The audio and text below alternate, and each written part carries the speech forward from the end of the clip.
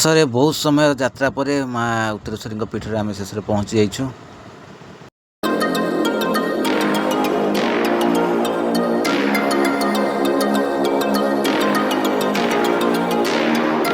ଏବେ ଆସନ୍ତୁ ମାଙ୍କ ପାଇଁ ଭୋଗ ଦୋକାନରୁ ଭୋଗ ଆଣିବାକୁ ଯିବା।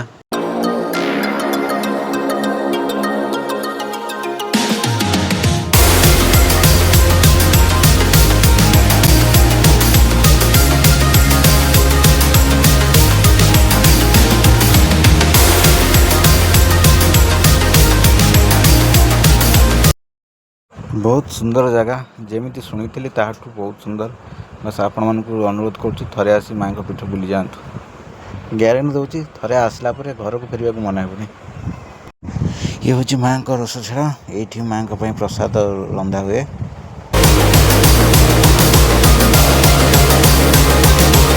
आम बहुत दिन मानसिक करूँ माँ को पीठ में कौ माछ खेलबू बोली। यही पीठर गोटे कथा अच्छी जे पीठरे माछ खेलवा द्वारा भक्त मानसिक पूरा होता है। तेणु बहुत दूर दूर भक्त मैंने आसी एठारे माछ खेली था मानसिक पूरा करने।